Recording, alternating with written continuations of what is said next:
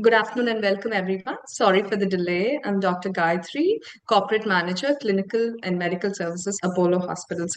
It is my privilege to be part of Apollo's first National Antimicrobial Stewardship webinar today. We would like to share a short video on Antimicrobial Stewardship Program.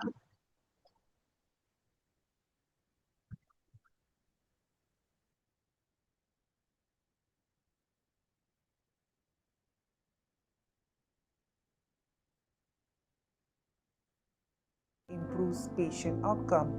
Committed to the rational use of antibiotics and improving patient outcomes, Apollo Hospitals initiated India's largest antimicrobial stewardship program, covering over 70 hospitals with an objective to optimize the use of antimicrobials.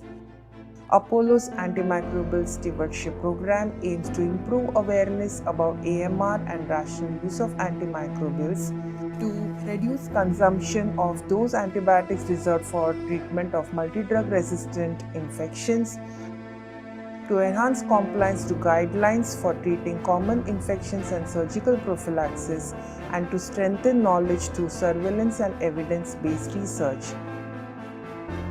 This has been achieved by uniting ASP teams of over 70 Apollo hospitals. All healthcare providers, including physicians, clinical pharmacists, nurses, and microbiologists at Apollo, play a critical role in curbing the misuse or overuse of drugs with the support of the quality and IT team. Each one of us play an important role as good antimicrobial stewards, protecting patients from harm caused by the unnecessary use of antimicrobials and combating the rise of antimicrobial resistance in our communities. Together, we can.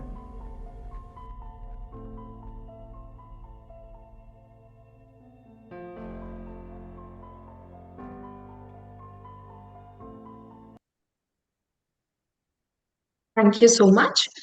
We have a welcome address by Dr. Rohini Sridhar. It is my privilege to introduce Dr. Rohini Sridhar, Chief of Medical Services, Apollo Group of Hospitals. With over 3 decades at Apollo, she has been a driving force for clinical excellence and high reliability care. An AIMS alumna with a hematology fellowship from Melbourne, she has led major initiatives, including the National COVID-19 vaccination program and the establishment of bone marrow transplant services in Chennai. Please join me in welcoming Dr. Rohini Sridhar.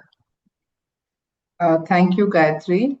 It's my privilege to welcome every one of you to the first annual international webinar on best practices in antimicrobial stewardship, organized under the Apollo Antimicrobial Stewardship Program as we celebrate World Antimicrobial Awareness Week 2025.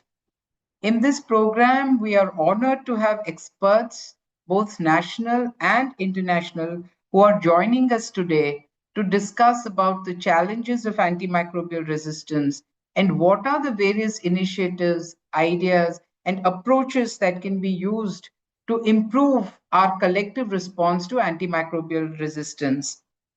As clinicians, as healthcare providers, we stand at the heart of a challenge that is not just for us, but for the community at large, the growing threat of antimicrobial resistance. And how we prepare ourselves to address this challenge will determine in the years to come whether we still have antibiotics that can be used effectively. Every prescription we write has the power not only to heal, but to preserve the effectiveness of the antibiotic for generations to come. When our antimicrobial stewardship program was launched at Apollo now almost 2 years ago, we were overwhelmed by the challenges that faced us. This is not to undermine the individual efforts that were being taken by clinicians, by administrators, by nurses and pharmacists in the many units that go up to make the Apollo system. We were overwhelmed by the challenge of knitting together these individual efforts into a cohesive whole that would move the needle for us as a group, treating so many patients in so many retail formats and in some of the most clinically challenging scenarios in the country. And we are proud today, 2 years on, to share with everyone how we have managed to knit together these diverse resources far flung across the country, separated by geography, but united with a common purpose to address this issue in the most effective way. And several of the tools that we have brought into play, all of these have been driven by a common purpose and a common passion. So we have utilized and leveraged our IT systems to have tools and initiatives which run on IT. We have set up internal benchmarks to encourage units and teams to look at their performance, to get inspired by the units which have done better and learn those lessons and put them into practice in each of the units in which they work every day. I'm also particularly proud of the fact that in the process of addressing this antimicrobial stewardship challenge, we actually ran two of the largest point prevalence surveys in the world. On each single day of these point prevalence surveys, we covered over 5 to 6,000 patients. And this was a mammoth exercise. To do this all on a single day required a degree of coordination and commitment that we had not seen before, and that actually set a benchmark for bringing teams together and for being able to generate data that we could use to form strategies that would enable us to make our stewardship program stronger and better as we go ahead. So now our program is fully aligned to the WHO's AWARE classification, guiding clinicians towards the right antibiotic for the right indication and at the right duration. One very important arm of any stewardship program is the effort and the resources which have to be directed towards training. And we are also happy to share that over 1,000 of our staff across the different hospitals are now very effective, happy collaborators in this Apollo Antimicrobial Stewardship Program. This year's theme for this week, that is the World Antimicrobial Awareness Week, is Act Now, Protect Our Present, and Secure Our Future. And I think this summarizes what we are setting out to do. Whatever we discuss, whatever lessons we learn, whatever tools we choose to adopt, now is the time for action. We need to take something back into each one of our units, each one of our hospitals, every one of our practice. And even if we make a small step, we need to start today. Even a small step taken today will move us in the direction of ensuring and building a community where antibiotics are used appropriately in every clinical scenario, whether it is for surgical prophylaxis, or whether it is the use of restricted antibiotics in a patient who's admitted in the ICU and who's very, very sick. In the end, what we achieve today is what will determine how future generations will look at us and will say we had the opportunity to act and we did not squander this window, but used it in the most effective way to ensure that our goals of antimicrobial stewardship are met. In the end, stewardship is about leadership, it is about clinical leadership, it is about sharing a vision that brings us all together, it is about single minded purpose that this thing matters. And though there might be hurdles and there might be difficulties on the way, as responsible members of the healthcare fraternity, we need to pledge ourselves that we will devote our time, our effort, our mind space to making sure that we can contribute most effectively to this requirement of antimicrobial stewardship and thereby build a country where antibiotics can continue to be used in the most effective way for our patients. So, as we said, this is a initiative, this is a program, this is a movement that grows with awareness through accountability and thrives through collaboration. And let us ensure that the steps we take today will make sure that one of the greatest gifts of modern science, antibiotics, remain effective, accessible, and life saving for all those who come after us. Thank you. I now look forward to the exciting clinical program that awaits us. Over to you, Gayatri. Thank you so much, ma'am, for sharing your valuable inputs on how important antimicrobial stewardship is. Thank you, ma'am. So, unfortunately, Dr. Madhu Shashidhar and Dr. Sangita ma'am are not able to join us, but we will have a scientific session started by 12:30 p.m.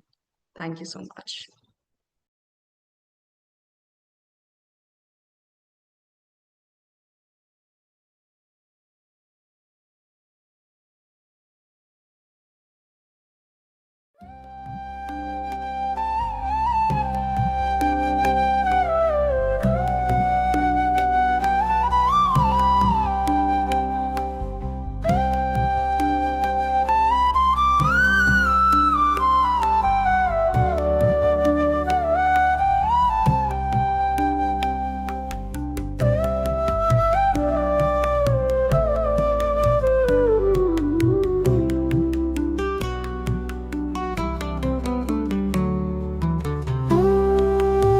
Antimicrobial Stewardship Program promotes appropriate use of antibiotics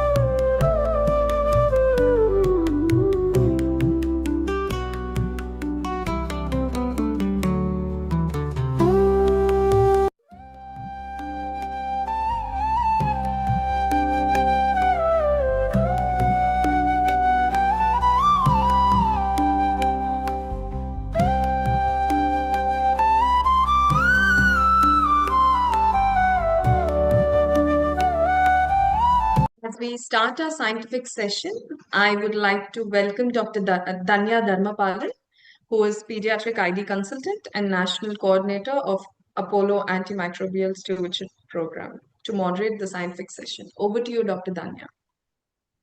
Thank you very much, Dr. Gayatri, for the kind introduction.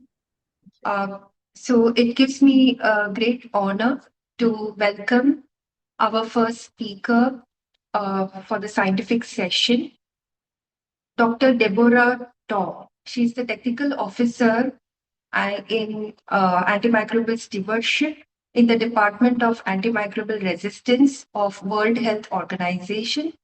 And her key areas of expertise are antimicrobial stewardship, infectious diseases, and clinical pharmacy. Thank you very much, Deborah, for agreeing to participate. Over to you.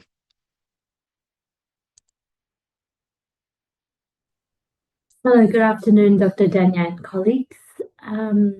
I'll just share my screen. Can you hear me okay?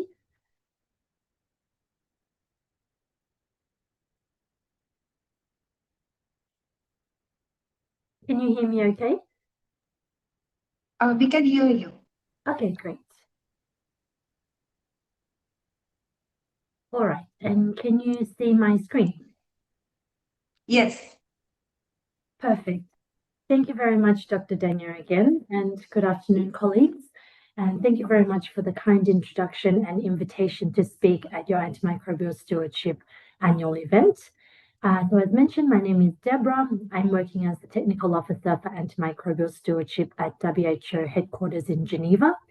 I'm an antimicrobial stewardship and infectious diseases pharmacist by background, and it's my great pleasure to be talking to you about the WHO AWARE system today and how it can be used for optimizing antimicrobial use globally as well as locally. Okay. So I think you would all be aware of the Global Action Plan on Antimicrobial Resistance that was endorsed by the World Health Assembly in 2015. It consists of 5 strategic objectives to tackle AMR at the global level. And today I will be mostly focusing on the 2 areas that are most relevant to my area of work. And that is the second strategic objective on strengthening the knowledge and evidence base through surveillance, particularly antimicrobial use surveillance and research.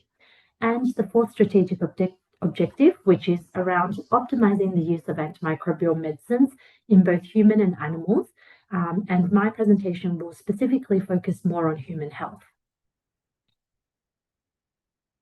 I wanted to first start off with introducing you to GLASS AMU, which stands for the Global Antimicrobial Resistance and Use Surveillance System, and it consists of a number of modules, including one for AMR, but I will mostly focus on its use for monitoring antimicrobial use across the world. And you can see here, this is the most updated map of the countries that are currently participating in GLASS AMU. The purple countries represent the ones that are currently enrolled, meaning that they've registered in the system and they've committed to establishing and strengthening a national antimicrobial use surveillance system in their countries. Whereas the green countries are the ones that are both enrolled and have also contributed national antimicrobial use surveillance data at some point.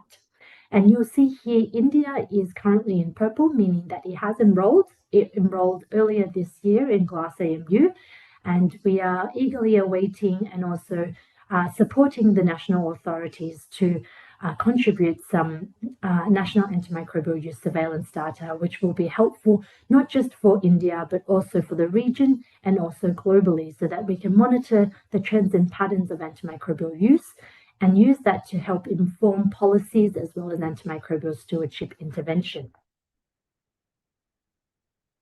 Now, I wanted to show a little bit of the most recent data. I think it's of quite a lot of interest to those of us working in the AMR space. You can see that globally, there are around 18 out of every 1,000 people who take an antibiotic each day. And there is a large variation depending on which region you are in, as well as across the different income levels. across the bottom, you can see the defined daily doses per 1,000 inhabitants per day. And roughly at the global level, we see around 18 or 19 DIDs being used of antibiotics per day. This does vary according to region, and you can see India, which is in the Southeast Asia region, the third row across. The median defined daily doses per 1,000 inhabitants per day is significantly higher than the global average. But of course, we do not have the data from India in this current data set. But even that, you can see across the other regions, such as the Eastern Mediterranean region, also quite a lot higher than the global average. And you can see further down below where it's talking about the income level that there is a great variation between different income levels, whether you're a low and middle income country or a high income country. And this demonstrates each of the 3-letter acronyms stands for a country that has contributed data to the GLASS system so far. Across the bottom axis is the same as what we saw before, total antibiotic use by defined daily doses per 1,000 inhabitants per day. And across the vertical or y-axis is the proportion of access antibiotic use. So I will explain a little bit about aware and access, watch, and reserve categories in a moment. But we know from the UN General Assembly held last year that member states committed to achieving a target of at least 70% access antibiotics being used at the global level by the year 2030. And so this plots basically the total antibiotic use with the proportion of access antibiotic use.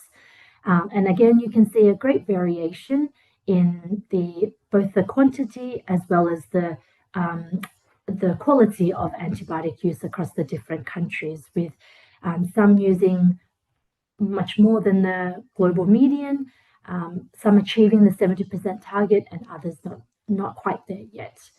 And as we know, the 70% access target really is only telling us that the proportion of narrow spectrum antibiotic use in any given country and at the global level, but it doesn't really give us much more information as such about the total antibiotic use or other more granular qualitative indicators. So there is a need for more context-specific indicators that are based around the AWARE system, as well as targets beyond the 70% access target to help us guide national policies and strategies to tackle AMR and antimicrobial use or inappropriate antimicrobial use. And this demonstrates, again, in a little bit more detail, not only the access proportion of antibiotic use, but the other categories, including watch and reserve. And you can see, as I mentioned, the global target is to reach 70% access by the year 2030. And currently we're sitting at around 64-65% at the global level, with obviously some variation across the different regions. And so we have quite a lot of work to do to try and move that black circle from about 64 up to 70 in the next 5 years or so. And this will mean obviously reducing the proportion of watch and reserve antibiotics that are being used, mostly watch, which I will explain in a minute also.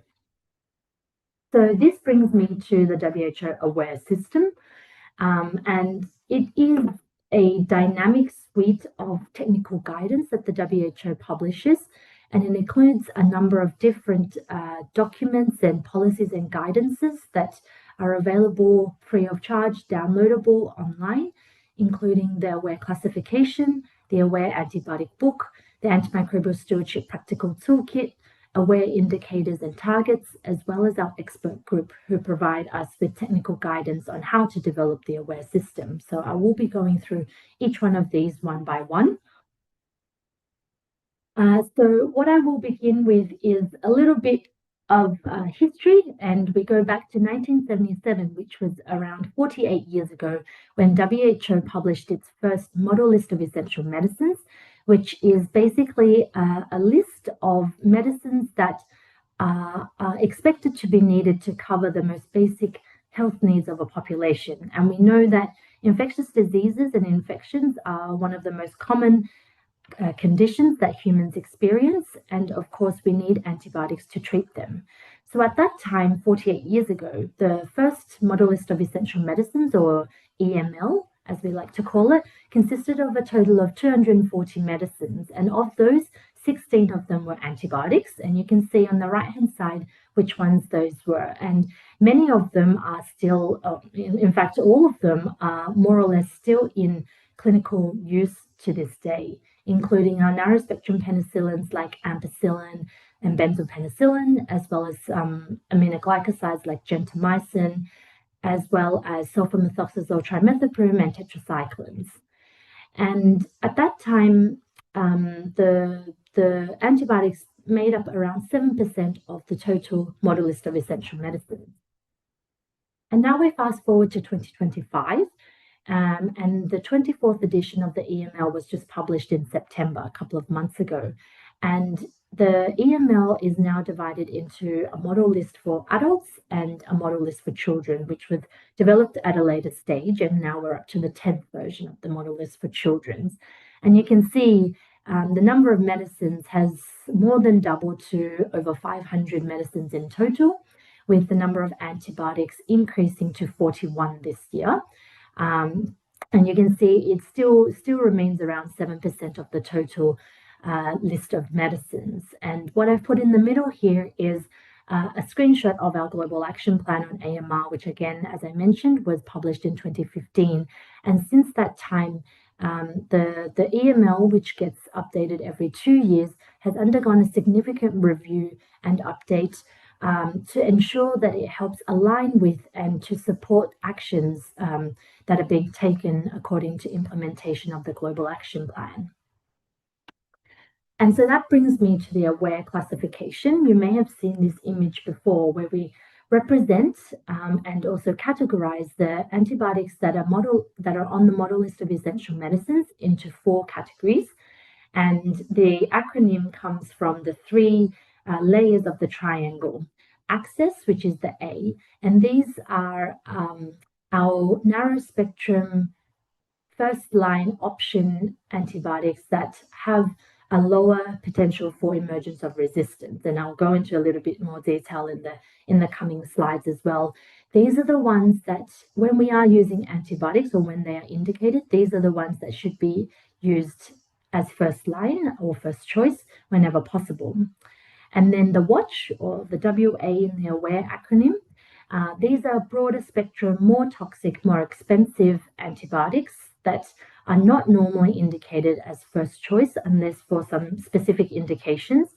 And quite often these are the ones that are being overused in many different settings and should be the target of antimicrobial stewardship programs so that we can help preserve them.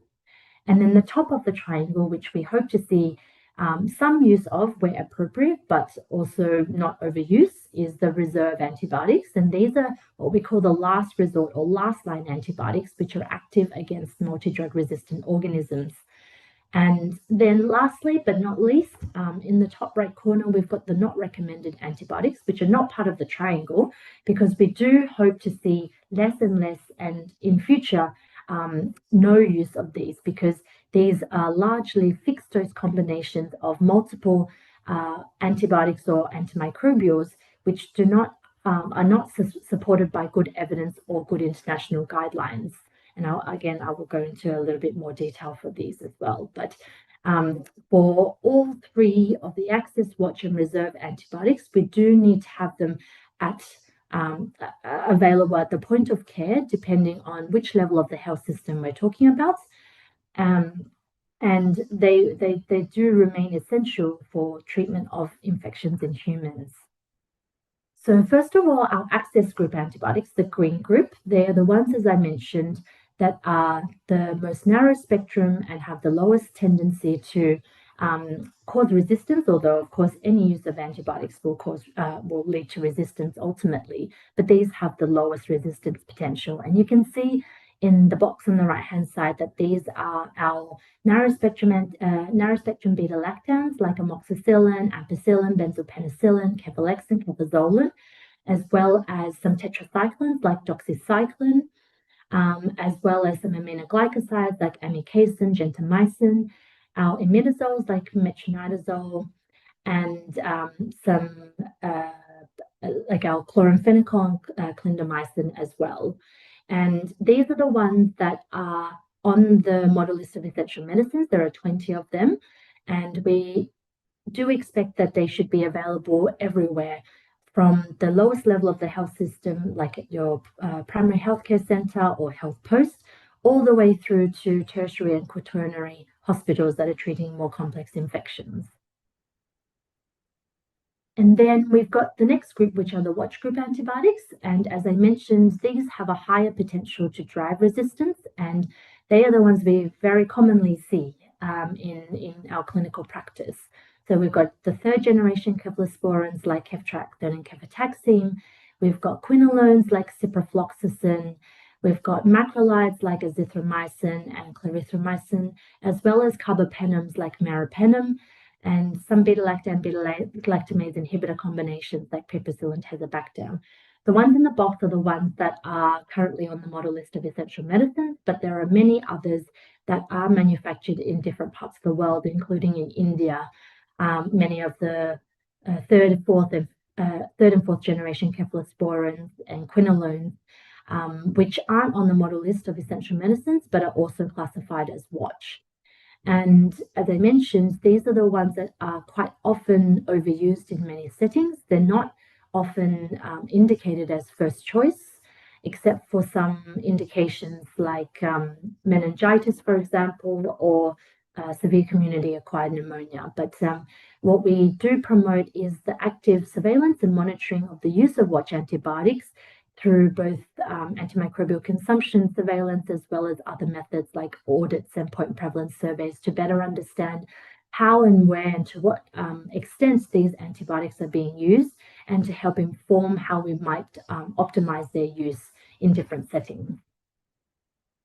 And then we've got the reserve group antibiotics, and you can see on the right-hand side, these are the ones, the 9 that are on the current model list of essential medicines, and you can see you've got the beta-lactam, beta-lactamase inhibitor combinations, more of the novel ones like ceftazidime, avibactam, and meropenem, barbobactam, as well as some of the older agents that are coming back into clinical practice because we are left with very limited options for treating gram-negative infections. So medicines such as colistin and fosfomycin are classed as reserve on the AWARE classification, and really these should be restricted to use in specific patients where access and watch antibiotics are no longer either feasible, they're not suitable, or they've already failed. And there should be some evidence to support their use, whether that is through microbiological testing or strong clinical suspicion through previous colonization, for example, with a multi-drug resistant or pan-resistant organism. And so, again, these are our last line antibiotics. We should only be using them when we absolutely have to. And wherever possible, our stewardship programs should really focus on limiting their use to the patients who really need them. I also wanted to mention this study by Suis and team from a few years ago, which looked at the exposure of the different classes of antibiotics in the different AWARE categories, and looked at then the risk of infection or colonization with a multi-drug resistant organism. And I've highlighted the watch group of antibiotics in the middle there, which again, as I mentioned, include our third and fourth generation cephalosporins and carbapenems, glycopeptides, and macrolides. And there is a significantly increased risk of being either colonized or infected with a multi-drug resistant organism like a carbapenem resistant gram-negative or ESBL or MRSA or VRE when you have exposure to watch antibiotics. So this helps to support the case for limiting and also protecting the use of watch antibiotics to really the patients who genuinely need them. I also wanted to touch a little bit on the not recommended antibiotics, which was the brown box we saw in the corner on the previous slide. And as I mentioned, these are mostly fixed dose combinations of multiple antimicrobials, which are not supported by good evidence. And you can see quite often you can get a combination of a macrolide with an aminoglycoside, or a fluoroquinolone with a beta-lactam. And when we look at the best quality evidence and international guidelines, there are very few, if not none, no indications for which these fixed dose combinations would be clinically indicated. But at the same time, our antimicrobial use surveillance data shows that they take up a big proportion of total antibiotic use in the world, around a quarter when we looked at it around 10 years ago, with many of these combinations still being manufactured in many places in the world. I also wanted to draw your attention, maybe you already know, but there have been a number of regulatory initiatives taken based on the AWARE system in your region. So Nepal, over the last few years, have been strengthening the national antimicrobial use surveillance system, and as a result, they've identified some key red flags, if you like, in antimicrobial use in the country, and they've taken some policy decisions to help optimize antimicrobial use in the country. So a few years, 2 years ago, in 2023, they identified through their antimicrobial use surveillance data that there were many different fixed dose combinations that came under the not recommended category of AWARE that were being manufactured, sold, exported, and used in Nepal. And so based on this information, they banned a total of 103 antibiotic fixed dose combinations so that manufacturers within the country were no longer legally able to manufacture them and sell them within the country. And then more recently, earlier this year, based on AWARE again, they identified that there were reserve antibiotics being sold and used and purchased over the counter in pharmacies. These reserve broad spectrum, quite expensive and toxic antibiotics were being used outside of the hospital setting. And so again, the regulator banned the sale of 6 reserve antibiotics outside of hospitals so that they could better monitor the use of these reserve antibiotics when they were needed. That brings me then beyond the AWARE classification and to the antibiotic book. And as I'm sure you have already appreciated, the AWARE classification itself is more a categorization system, and really it's just a list of antibiotics with what AWARE category they fall in or that they've been classified in, but it doesn't really give us much information on how to use those antibiotics appropriately. And so over the last few years, with the updates of the essential medicines list, there's been a review of the different infections that are most commonly experienced by humans. And we know that the majority of these are acquired in the community. And in the vast majority of situations, there are no microbiology tests available. And these infections are more or less treated empirically based on clinical signs and symptoms. And so having a look at the most common infections affecting humans and what their most appropriate management strategies would be through what's published in the scientific literature, including in many situations, for example, upper respiratory tract infections like otitis media and pharyngitis. The evidence demonstrates to us that no antibiotic therapy is in actual fact safe and effective, and that symptoms will resolve on their own without antibiotics. And so this is just a very brief summary of how this was navigated. The systematic reviews for each of the most common infections were evaluated, and then to decide whether antibiotics are needed, and if so, which ones would be indicated as first and second choice. And in most situations, you see, especially for infections seen in primary care, if antibiotics are needed at all, access antibiotics like amoxicillin are more than sufficient to treat that infection, whereas some more deep-seated and complex infections such as pyelonephritis may warrant the use of broader spectrum antibiotics like watch antibiotics.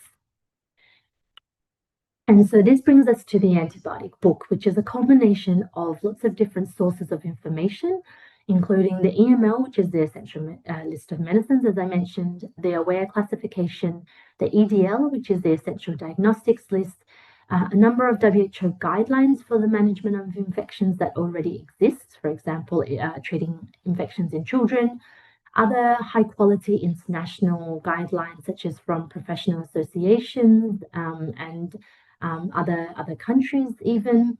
And there was a look at, obviously, the scientific literature, systematic reviews, as well as reviews of systematic reviews. And where needed, because there were still gaps in evidence, there was a group of experts who provided their opinion to this book. And so I wanted to highlight one of the most helpful parts, I think, in the first section of the AWARE book, which are the prescribing principles. And these are what we think of as antimicrobial stewards on a day-to-day basis when we are treating our patients. We call this the 8Ds, and something to help remind us and help guide more appropriate antimicrobial prescribing and dispensing and use. So we think about the diagnosis. What is the actual clinical diagnosis, and is there evidence of a bacterial infection that warrants the use of antibiotics? Decide which is, are antibiotics actually needed in this situation? As I mentioned, there are a number of infections, especially in primary care, that resolve on their own without antibiotics. The drug, so which antibiotic to prescribe? Can we go with a narrower spectrum access antibiotic when needed? The dose, at what dose is most optimal, and do we need to adjust it based on renal or hepatic impairment? The delivery or the route of administration, are we able to use oral in most situations? Because in some settings, there is a conception that IV would be more effective, even though this is not the case. Duration, and again, this is a key target for stewardship. How long and what is the minimal length of time that we can treat the patient for the best outcome? Discuss, so having engagement with the patient and making sure that they're informed and understanding of the duration of symptoms and what to do if they experience any particular red flags. And then document, which is again very important, so that we can communicate what the plan is with all the healthcare professionals that are involved in the patient's care. And so this is the AWARE antibiotic book. It was published in 2022. It comes in a number of different formats. So the full version is available in hard copy, over 700 pages, or a PDF online, and it gives you all the information about over 30 of the most common infectious diseases that we see in humans, and it covers both primary care and hospitals, as well as both adults and children, and it runs through some key messages for diagnosing and managing this infection, for example, community-acquired pneumonia. And then it also comes in the infographics in the middle, which is a 2-page summary for each indication, which goes through the key considerations for the diagnosis and treatment of the infection. And it comes in a smartphone app as well, which is the one on the right-hand side, available for downloading English from the Apple or Android App Store. We have translated the infographics into a number of different languages, including Bahasa Indonesian, French, Spanish, and Chinese, with Russian and Vietnamese also coming through in the next few months. And why is this important? And I'll try and go through this quickly as I'm running out of time, but really, treatment guidelines, evidence-based and current treatment guidelines form the basis of antimicrobial stewardship programs. If you don't have good guidelines, it's very difficult for you to do stewardship, because you have nothing to standardize your prescribing against and nothing to audit against. And so we know that in many countries, good evidence-based and current guidelines are not always available. And this is where the antibiotic book helps to address that gap, where all the work has been done to do the systematic reviews and review of the evidence, and to put it in a form that is very easy and user-friendly to follow. There are options whether you adopt the Aware Book in its whole form or whether you adapt it. So this is just an example of the Kenyan guidelines where they've adapted the Aware Book to their local scenario. And I won't go through that in too much detail, but just to emphasize that if there is a need to adapt guidelines, there should also be consideration for a number of different elements to make sure that there's still current evidence-based, such as covering all the most common infections that you see in that particular setting, that they should be updated at least once every 5 years. They're based on local evidence. Parsimonious means that we don't have too many options. So sometimes we see guidelines with 8 different options for community-acquired pneumonia, but it does not provide any guidance as to when you would choose one over the other. Whether it's simple, so if you've got the same narrow spectrum penicillin for your respiratory tract infections, it should always be amoxicillin, for example. Does it include antimicrobial stewardship principles, for example, limiting the duration to the minimum duration required? Is it adopting Aware? Is it applicable based on what's available in the country or in the particular facility? And is it aligned with the National Essential Medicines list to make sure you actually have availability of the antibiotic in your setting? And as WHO, we do have some implementation guidance that is currently in development. And then just to briefly touch on, we've also got the Antimicrobial Stewardship Toolkit, which is being updated. It was published in 2019 and had a particular focus on healthcare facilities like hospitals in low and middle income countries, but we are updating that now to also include guidance for primary care in particular, because we know that most antibiotics are used in that setting. And then I already mentioned that during the UN General Assembly, there was a commitment from countries to achieve a 70% target of having antibiotic use from the access group by 2030.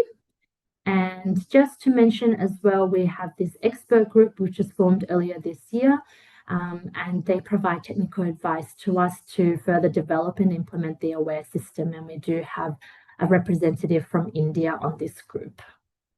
Thank you very much, and back to you, Dr. Danya. Thank you very much, Dr. Deborah. I have a few questions. First of all, your comments on the access to the access group of antibiotics. As you're aware, we had recently a global shortage of amoxicillin, which is classified as access. Similarly, cloxacillin is classified as access, but there is difficulty in getting this medicine, especially in the private sector. So how do you comment on improving this access? Yes, that's a very good question. And I think it's very difficult to do stewardship if we don't have the first and second choice antibiotics available to us. There are initiatives happening at the global and regional level to help strengthen and improve the supply chain for essential antibiotics to make sure that they are available at the point of care. For example, the Secure initiative will also have a particular focus on amoxicillin.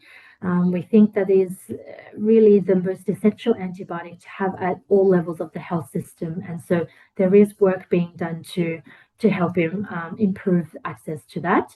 And maybe also to comment on, I think you mentioned the cloxacillin shortage as well. There are some, I guess, it's a slightly different circumstance to the amoxicillin because there are some therapeutic alternatives which could be used in this situation. For example, some countries would have better access and better supply chains for drugs such as flucloxacillin. And so they remain alternatives that could be potentially sourced both within your country or externally if needed. Thank you. And what is the frequency of updating the Aware classification? Especially, you mentioned about a huge proportion of antibiotics being classified as not recommended. And in India, generally, we have a huge consumption of an antibiotic, example, cefoperazone sulbactam, which has been classified as not recommended. And there was this talk going on about it being reconsidered for including in WATCH. So your comments on that? Thank you very much for the question, and that is a very topical one. So the aware classification is updated every 2 years in the same cycle as the model list of essential medicines. So the last update was this year in 2025, with the next one due in 2027. So that will be the 50th like the 50th version of the model list of essential medicines.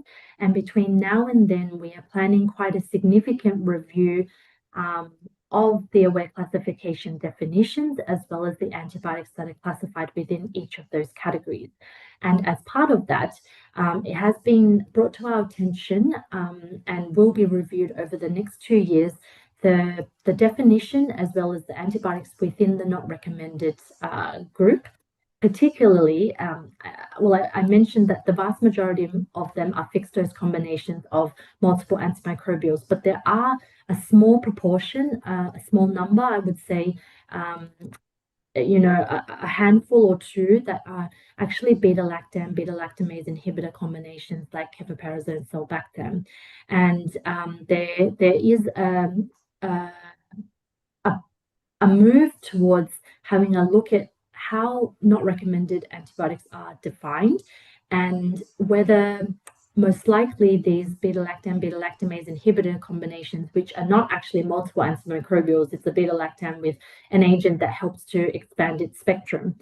So these probably in the updated definition will probably not fall under the not recommended classification anymore and will be moved out to something a little bit more consistent, which will likely be watch. So I think you've already preempted some of the work that will be done, but these things will take a little bit of time in consultation with the expert group as well as the expert committee on model list of essential medicines, and you will see a bit more work and I think publications coming out about that in the coming 2 years. All right. Thank you. In the interest of time, we'll move on to the next speaker. But thank you so much, Dr. Deborah Tong, for participating. Thank you very much for having me. So we move on to the next speaker, Dr. Kamini Walia. She's a senior scientist at the Indian Council of Medical Research, and she leads the Antimicrobial Resistance initiatives at ICMR. She is the head of Descriptive Research Division at ICMR, and she comes with experience of over 20 years in public health and infectious diseases. Her main focus areas are AMR surveillance, antimicrobial stewardship, One Health approach, and she has been a member of WHO Technical Working Group on Diagnostic Stewardship as well as AMR Diagnostic Initiative. I welcome you, Dr. Kamini Walia. Over to you.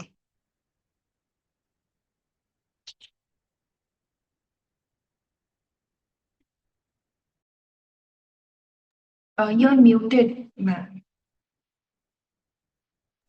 Yeah. Okay, can you hear me now? Can you hear me now? Yes, yes. Okay. So good afternoon. Thanks for inviting me to this very important discussion, which we are having on the day one of the Antibiotic Awareness Week, which will start today and will go on for next 1 week.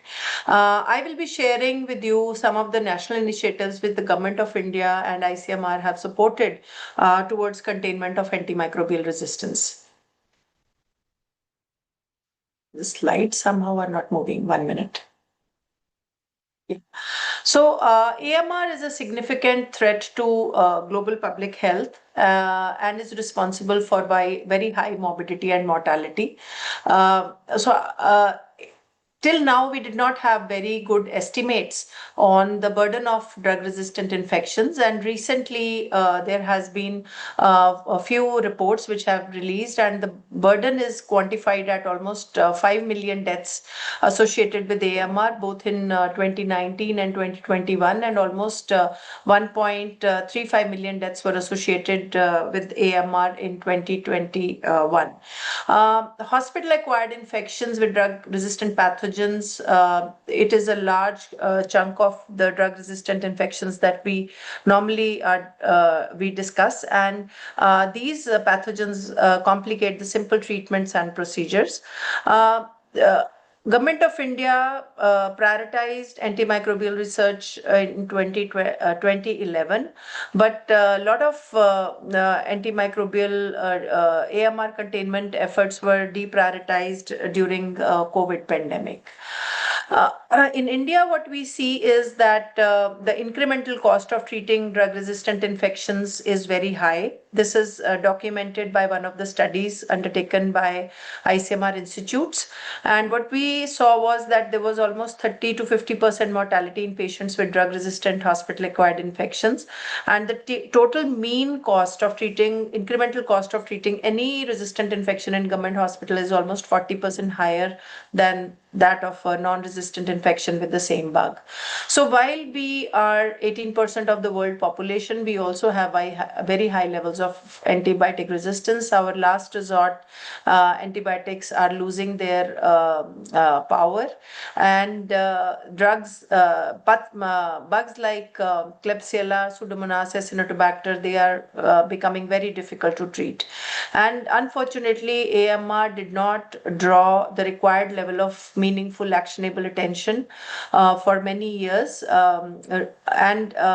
Major pharma, as we understand, has exited the research area several years ago.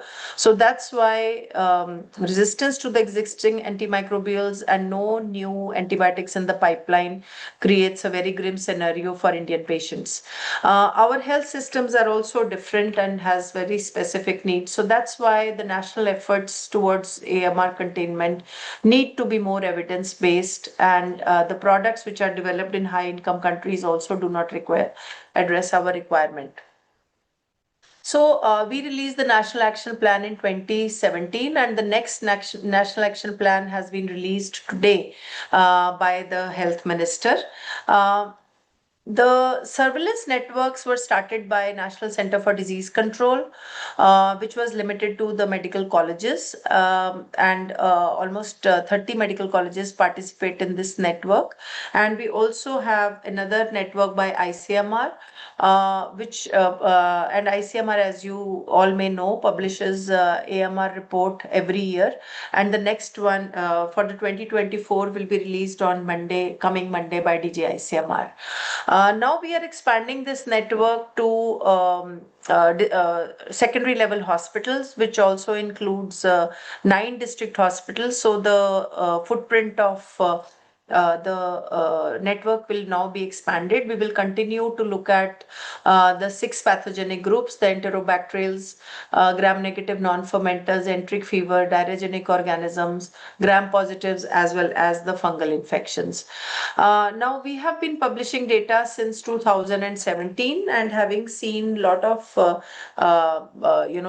published a lot of these reports in last few years, what we see is that the pathogens that are seen in Indian hospitals can be divided into 3 groups. Group 1, comprising of carbapenem-resistant Enterobacterials and Acinetobacter baumannii, and drug-resistant Salmonella typhi and Candida auris. They require aggressive action for containment. Group 2, which requires sustained action, are ESBL producers, MDR, Pseudomonas aeruginosa, VREs, azole-resistant Candida. And Group 3, where the resistance levels are not so high, but they require continuous monitoring and prevention efforts, are MRSA, azole-resistant Aspergillus, amphotericin B-resistant Aspergillus, drug-resistant Stenotrophomonas maltophilia, colistin-resistant Enterobacterials, and Acinetobacter species. So these are some of the pathogenic groups that Indian hospitals should prioritize for infection control, for having antimicrobial stewardship against the drugs which are used to treat these infections. India also has a HAI surveillance network now, which has spread to 28 and 6 union territories, and almost 1,500 health facilities are contributing data through this network. which includes 110 medical colleges. Many health workers have been trained. And what we see is this was the data which was published a couple of years ago. Indian hospitals have a large burden of bloodstream associated infections and UTIs, which are healthcare associated. And the Klebsiella makes almost 24% of BSIs, 80% of Klebsiella pneumoniae, and 91% of Acinetobacter baumannii causing BSIs were imipenem resistant, as reported by this network. And 63% of Staph aureus and 42% of Enterococcus faecium causing BSIs are resistant to oxacillin and vancomycin respectively. So there's a large chunk of healthcare associated infections which we need to treat. This was the study again which contributes to a strong evidence generation in terms of what kind of antimicrobial consumption we do as a country. This was undertaken in 35 government and tertiary care health facilities across 24 states, and they monitored annual consumption, aware classification of antibiotics, list of top 10 antibiotics used, consumption of antibiotics against WHO priority pathogens, and the route of administration. So in these charts, yellow is the watch group of antibiotics, green is the access group, and red is the reserve. Now, this data comes from government hospitals, and what we see is that access groups comprises of not more than 40 to 50%, when it should be more than 60% as per WHO recommendations. But we as a country use lot of watch group of antibiotics: ceftriaxone, azithromycin, ciprofloxacin, but the top three antibiotics consumed in these hospitals and use of last resort antibiotics like colistin, linezolid, and estronam was between 1 to 5%. ICMR and Government of India, we have there is a lot of initiatives which have been taken towards regulating and rationalizing the use of antimicrobials. ICMR released AMS guidelines in 2018. And then National AMS guideline is under preparation now. Treatment guidance was released by ICMR into 2019. Subsequently, we have released one guidance document on management of carbapenem-resistant organisms, and recently we published the guidance for management of ESBL infections using the drugs which have been recently introduced in the market in the Indian Journal of Medical Microbiology. The National Medical Commission has made it mandatory for all medical colleges to have AMS and HIC committees. Now the medical colleges are directed to have 24/7 functioning microbiology labs. ICMR has also published National Essential Diagnostic List. This is supported by the NHM now, and it makes it mandatory for all district hospitals to have culture facilities. Strengthening of district hospitals is underway. Now, this was the initiative for building capacity for antimicrobial stewardship across the country, and it was very ably supported and led by the ID physicians in the country from Apollo, Chennai, from Hinduja hospitals. And we trained almost 60 medical colleges and hospitals, both from government and private sector, on antimicrobial stewardship. More than 300 staff were trained, and AMS projects were initiated across the ICMR network of hospitals. This is published in WHO Bulletin, and those interested can look up. But what we found was that after implementation of these projects, there was considerable improvement in the implementation of antimicrobial stewardship across Indian hospitals, whether it is availability of resource materials, whether it is availability of the AMS committees, the frequency of meetings, the hospital antibiotic policy. Now all hospitals which participate in AMR surveillance network, they have a national, they have their own hospital antibiotic policy based on their own antibiogram. Some of the hospitals have also introduced formulary restriction, and they also undertake audit and review of prescriptions. So this was a huge success, and now we are building on this success. We are looking at the implementation of AMS intervention in these hospitals and how it is impacting the MDR rates.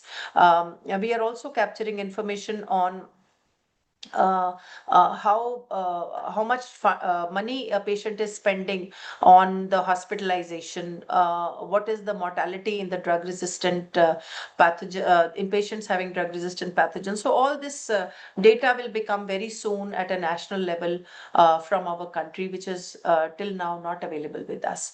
At the regulatory level, attempts have been made to make antimicrobials accessible using the National Essential List of Medicines, which was released in 2023. Government has uh, also enacted a rule H1, Schedule H1, to regulate the sale of antibiotics. There was a red line campaign by the government to create awareness about the sale of antibiotics. Whenever it happens, there was a red line which was supposed to be there, and it should not be consumed without doctor's prescription. Government banned 400 fixed dose combinations a few years back, and almost 24 of them were antimicrobials belonging to third, fourth generation cephalosporins and carbapenems, which were being marketed as an inappropriate combinations. And this also we were able to do with the support of our ID physician community in the country. So on the One Health side, there has been awareness and recognition on the part of the government on the use of antibiotics in food producing animals and food products. And there has been a ban on colistin to be used as a growth promoter in poultry. Now there is a mandatory withdrawal period by FSSAI on use of antibiotics in food producing animals. There are specified limits of antibiotics and other pharmacological active substances in seafood, and restricted use of antibiotic in aquatic animals for export. And also there is a process for monitoring antibiotic residues in eggs, honey, milk, and poultry for export purposes. Now, ICMR also recognizes the fact that appropriate diagnostics must be available in the country for us to encourage diagnostic stewardship. So for that, we have been working with various innovators who have developed indigenous products. We have been working with them, and we realized that many of the innovators, they need guidance on what kind of diagnostics will be acceptable by the microbiologists or by the clinicians. So we have published target product profile for sepsis diagnostics, and these kind of documents, they provide guidance to the innovators. We have always also published the guidance document on validation of rapid diagnostics for pathogen identification and antimicrobial susceptibility testing, because this kind of guidance, once the innovator develops a diagnostic, how they should validate their diagnostics, what kind of panels they would be requiring, what are the labs which can support their validation. So all this is being comprehensively discussed in this validation document. So we work with the innovators, or we fund them for development as well, but more often we find ourselves working with the innovators. Once they have developed a diagnostic, we help them with the validation, we guide them with the product profiles, and we also help them with the cost effectiveness studies, which would be a requirement for inclusion of diagnostics in any national program. On the research and development side, many new products have been developed within the country recently. Nephithromycin is one product which has been released by the Department of Biotechnology. This has been developed. Has been developed with funding from BIRAC and Department of Biotechnology. Clinical trials were undertaken in US, Europe, and India. and now they have approval from CDSCO. Besides these successes, we are working with GARDP, which is the Global Antibiotic Research and Development Partnership, on looking at new treatments which we can bring to India for Indian patients with the help of GARDP. It is their priority to develop 5 new treatments by 2025, and also the priority areas were STI, sepsis, and infection in the hospitalized patients. So India also has this capacity now, and we have undertaken few studies with GARDP in the past, which were more of an observational studies, but they were the overarching aim was to develop clinical trial sites in India. So ICMR's research focus is now directed towards new approaches to tackle AMR. We are funding one center on phage therapy, two Center for Advanced Research on phage therapies. We are also working with few vaccines in the country, how we can introduce them in the adult immunization program, and how vaccines can be used to reduce infections as well as reduce the antimicrobial use. And then there are other approaches that also being that are currently in the research phase. On the regulatory side, we have been working with the different stakeholders on what kind of approach should the country take uh, uh, to rationalize and to preserve the antibiotics which are not yet introduced in the market. For example, ceftriaxone is one drug which may be introduced in the market in the years to come. And if we put all the drugs in the market, the misuse is, guaranteed.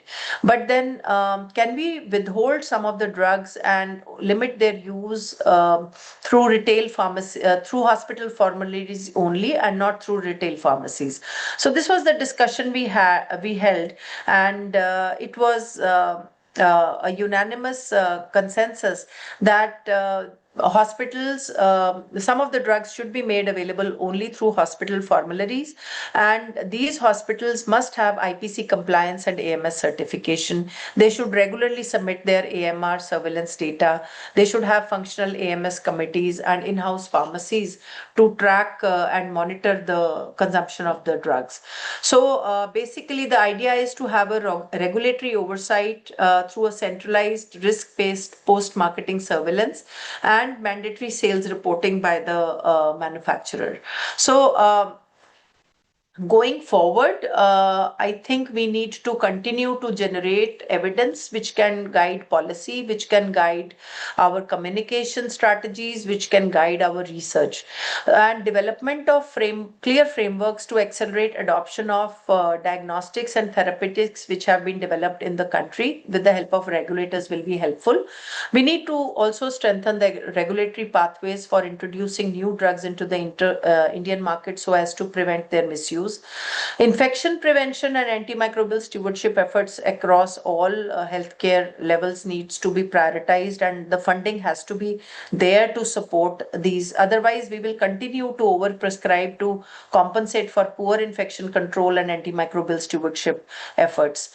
ICMR will continue to support the basic and the clinical research, thereby fostering innovation.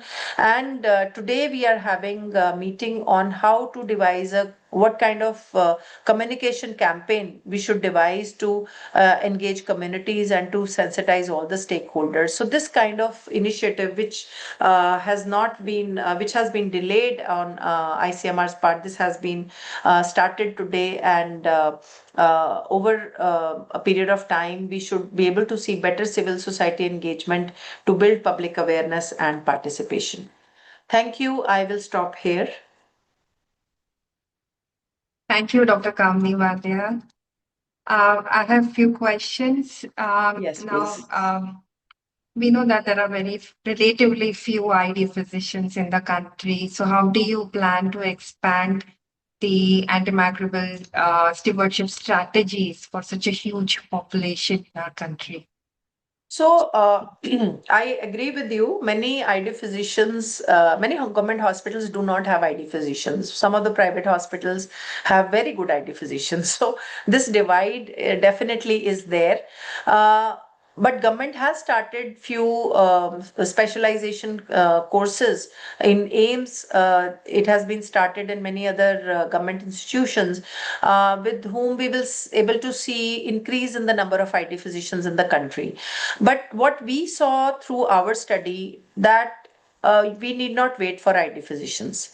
Any physician can lead an antimicrobial stewardship program. In fact, some of the hospitals, the surgeons have been the chair of antimicrobial stewardship committees. So any physician who is passionate about AMR and who is trained in antimicrobial stewardship can take this lead in their respective hospital. They can be a clinician, they can be an intensivist, they can be pediatricians. We have all kinds of the one of the ID programs in private hospital is led by a nephrologist. So anyone who is passionate about AMR with a little bit of training can lead the antimicrobial stewardship program. So related to the same question, then do you see the other disciplines like clinical pharmacists or Yes. nursing empowered with The these? Yeah, so these two specializations are missing in government hospitals, both ID physicians and clinical pharmacists.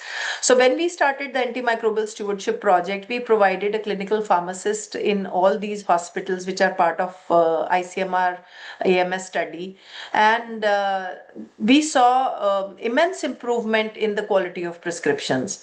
Two hospitals, private hospitals, actually after the completion of the project decided to continue these pharmacists as a permanent activity, which was, I think, a validation for the approach that we followed. So there is a recommendation that all hospitals must have clinical pharmacists. And So yeah, go ahead, please. in one of your slides, you mentioned the classification of pathogens like drug-resistant salmonella classified in Group A, where you need aggressive action plans. So, wanted to check with you because we have an effective vaccine against salmonella. Are you considering vaccination as one of your strategies, especially when you have effective vaccines and safe vaccines? Absolutely. We have four vaccines being manufactured in our country, and two of them are WHO pre-qualified. And there is no reason why we should not be supporting vaccination for control of typhoid, given the fact that in Karnataka, this year we had a outbreak of carbapenem resistant typhoid. So we have had this brainstorming in October, and this recommendation is going to ministry, and TAGI has also recommended inclusion of vaccine, but ministry wants some more data, and but there has been good amount of openness at the part of ministry to consider this suggestion. And lastly, do you see the lack of electronic records, like especially in our pharmacies, to even cross-check OTC giving of antibiotics over the counter, or to even look at the antibiotic consumption in the hospitals? Do you find that a major limitation? Yes, hospitals have to monitor their own antibiotic consumption. This cannot be done, at a national level by any agency. It is humanly impossible. But each hospital should take responsibility to monitor what kind of antibiotics are being prescribed. This is something that impacts their patients. This should impact, and every physician should be passionate about it, that how I can improve antimicrobial prescription in my hospital. So that's why ICMR uh, requests all the hospitals to have antibiotic policy based on their own antibiograms. And All of right. course, for monitoring consumption, we need better information systems. And this is, something which is being also very keenly considered by the ministry. So hopefully we should be able to see more and more hospitals, also the government hospitals, introducing the information systems that help them track antimicrobial consumption as well as correlate it with their AMR rates. Okay, thank you very much. Thanks for sparing your time. We know it has been a busy day for you with the release of National Action Plan on AMR. Thanks very much. Thank So you. we move on to the next session.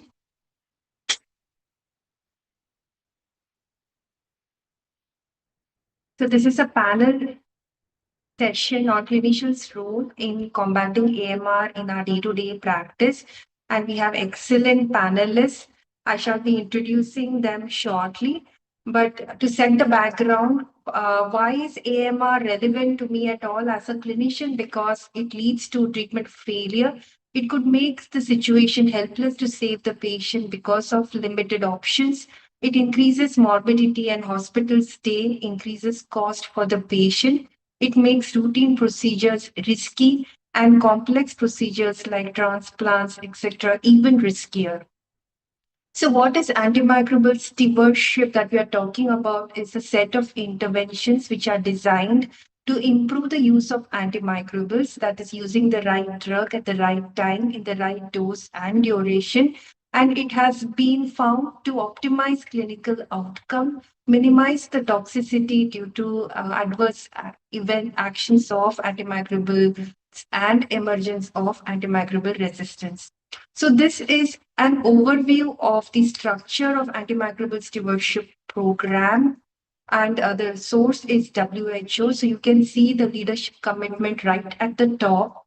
So the other important components are accountability and responsibilities that need to be defined for the teams involved, the AMS action plans that need to be defined, and also there needs to be a mechanism for reporting and feedback as well as monitoring and surveillance. And as you can see, education and training is an important part of this as well.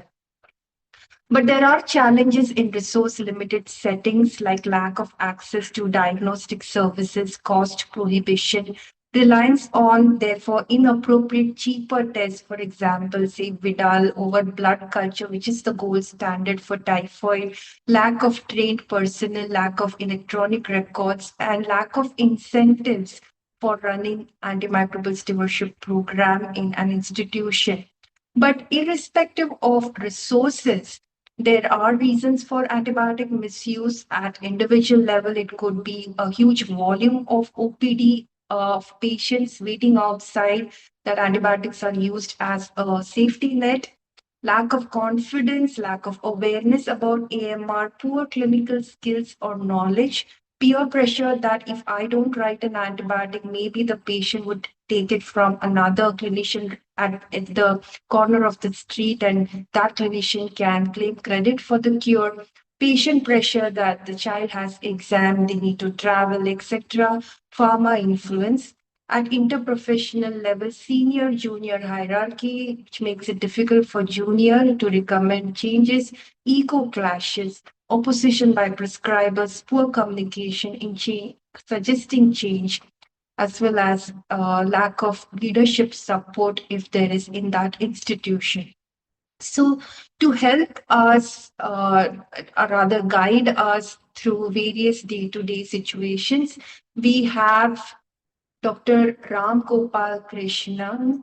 He is a very senior ID consultant at Apollo Chennai, has been instrumental for setting a robust antimicrobial stewardship program in Apollo Chennai. Since many years, it's running great. And we have Dr. Anup Warrior, who's also a senior ID consultant. He also happens to be the Group Chief of Medical Services and Quality at Aster DM India. And we have Dr. Sanjeev Singh. He is the Medical Director at Amrita Institute of Medical Sciences, Faridabad, as well as Chief of Medical Services, Amrita Kochi. and he has been technical advisor for the state of Kerala for antimicrobial resistance and infection and prevention, infection preventive, control of infections.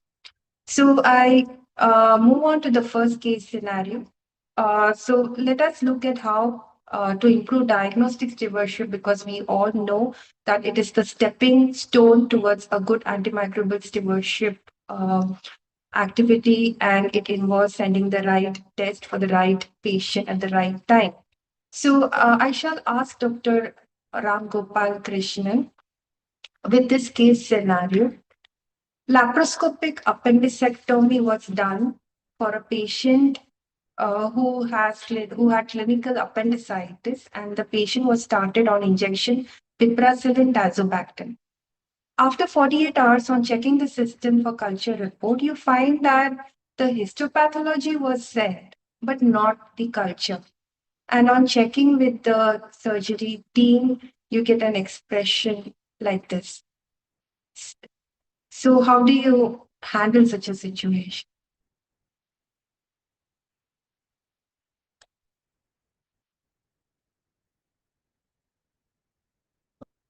Sorry, whom is the question? Sorry, I can hear you. Yes. Sorry, is the question for me or Dr. whom is the Ram question Gopal for? Krishnan. Having Yes. yes, Yes. yeah, I was having some connectivity issues. That's why and no cultures. This is quite common.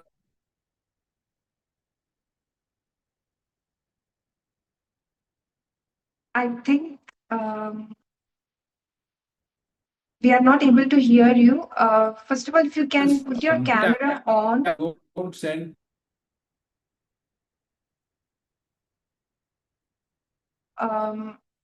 So we'll come back to Dr. Ram Gopal Krishnan, and I would request, sir, if you can keep your camera on, and shall we try again?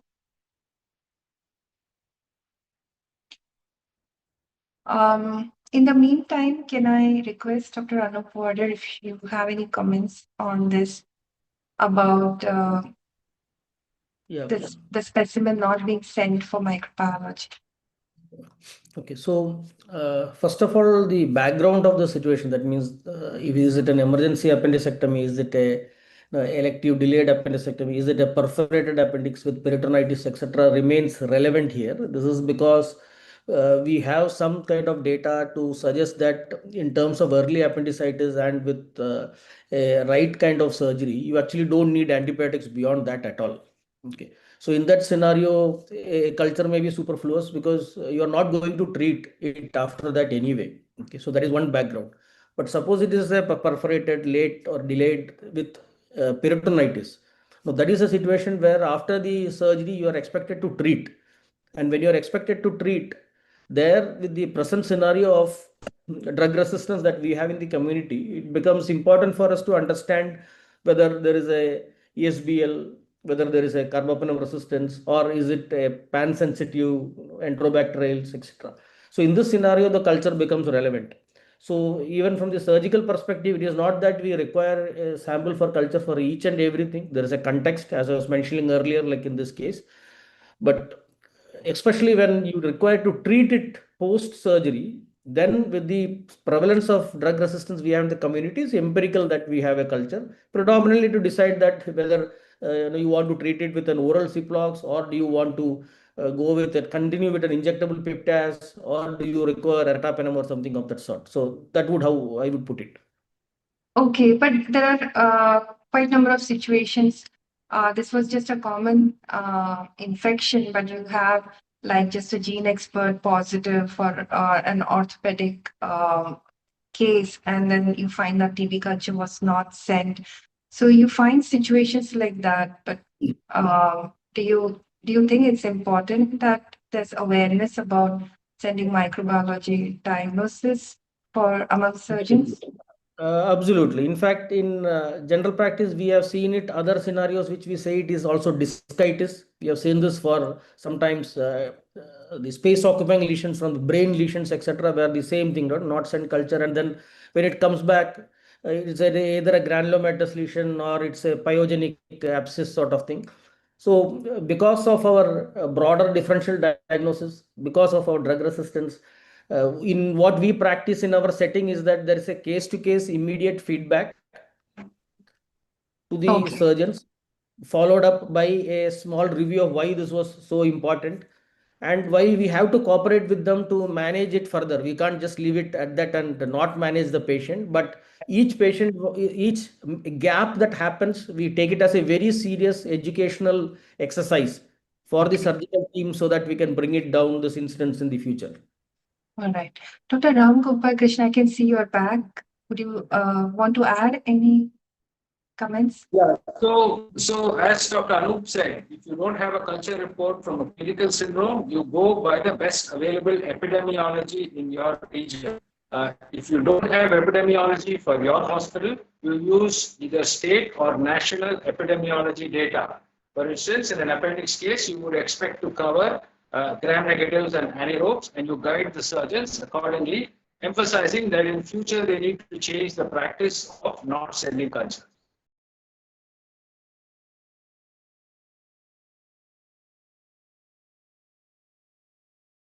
You're on mute, Dr. Thanya. You're on mute.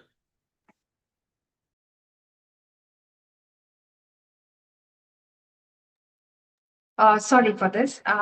Again, to you, Dr. Ram Gopal Krishnan. So, if you're given an urgent reference for CRE Klebsiella pneumoniae report, the physician is anxious about it, but you later find out that the specimen was tip of ET tube sent as a routine practice in an extubated patient who is doing well. So, your bag of tips for tip and bag cultures. Yeah, well, we have quite a proactive microbiology laboratory. They will not accept Foley catheter tips. They will not accept endotracheal tube cultures. They will not accept anything that they feel is from a potentially unsterile. Having said that, there are many situations where physicians and surgeons send cultures from unsterile sites, for instance, abdominal drains or from a wound culture which is being chronically drained. So it's up to us to pause for and look at the patient. I always teach my post look at the patient first, define the clinical syndrome, and then only look at the culture report. For instance, if your clinical syndrome is not a ventilator-associated pneumonia, there is no need to look at that culture report. So it is basically good to set clinical ID. And it's up to us to set the example for the rest of the hospital and not just. Okay, I think we have lost him, but he has given this valid point about not to send tip and bag cultures routinely. So we move on to the next question when cultures come negative. So, Dr. Anup Warrior, now this is a situation where cultures have been sent, the right cultures have been sent. Now, for example, there's an immune compromised host on chemotherapy and has high onset fever with chills. So, as a life saving measure, has been put on high end antibiotics, say on polymyxin, sticoplanin, and anidolafungin. No clinical focus found, and the cultures come back negative. I'm sure this is not a rare situation. So, Dr. Anup Warrior, how do you handle this situation for antimicrobial stewardship perspective and de-escalation? Right. So the first thing to keep in mind is that in this kind of an immunocompromised host, your differential diagnosis would be broad. So therefore, it is not just limited to say common gram negative, gram positive bacteria or candida. It could go beyond that into filamentous fungi and even significant viral infections like say CME, etc. So first thing from the even from the stewardship perspective, because stewardship also starts with the diagnosis, is to keep in mind that the differential diagnosis would be broad, and therefore you need to go beyond your routine gram negative, gram positive candida and think whether there is something else because it is culture negative. The second point in this scenario would be the ideal use of the biomarkers and imaging.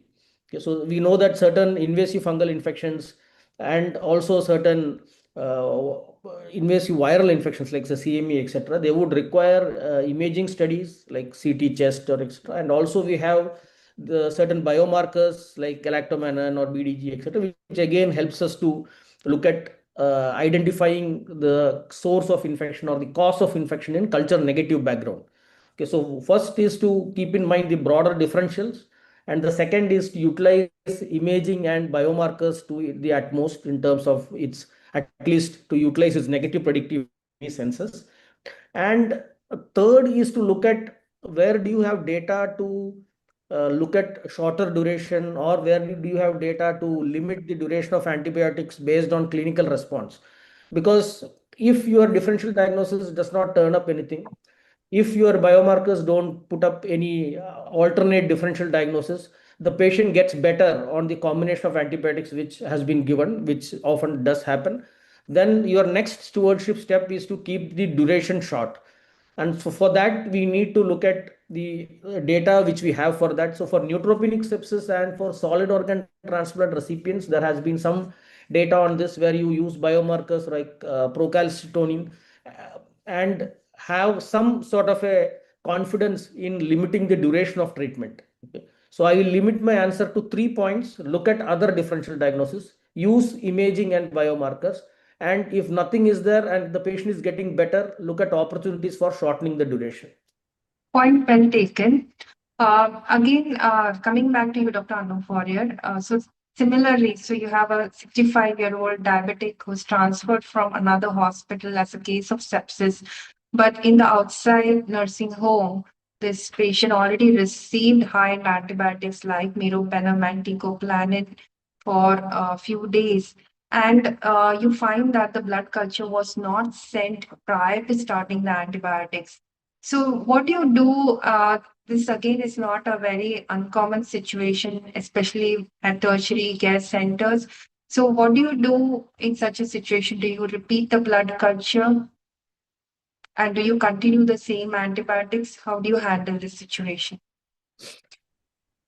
So the first thing is that we will have to review the clinical syndrome of the sepsis, right? Is it pulmonary onset? Is it intra-abdominal onset? Is it pyelonephritis in a diabetic?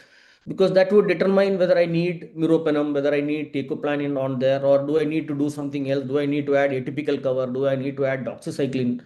So the choice of empirical antibiotic, even in a patient referred from another hospital, would be based on the clinical syndrome which I am expected to treat at that moment of time. If the suspicion, and most often it is, like if I put it under a broad umbrella of sepsis, I would definitely go ahead and repeat the blood culture. Repeat the blood culture, ensuring the adequate volume and the number of sets, 2 to 3 sets with 8 to 10 ml in one bottle. This is because in spite of the recipient of antibiotics in very short time earlier, in last 48 hours, it does not mean that always the yield from blood cultures is zero. It is not. It is not zero. So there is still utility in doing a blood culture with adequate volume and sets, specifically if the clinical syndrome warrants it, as I mentioned. So I will definitely go ahead and repeat it. Right. Okay. Coming to another scenario where cultures are positive but misinterpreted. Uh, Dr. Sanjeev Singh, I would like to explain this case scenario. Say a patient with central line is escalated to meropenem plus teicoplanin for a new onset fever, and blood culture grows MR cons from central line, but then you find that peripheral line culture was not sent. But the treating physician agrees that cons could be a contaminant, but since it is not confirmed, would like to continue with teicoplanin, but at the same time, since it's not a contaminant, probably it would like to continue meropenem. So ultimately, both gets continued. So, what is your comment on such misinterpretation and problems of treating colonizers?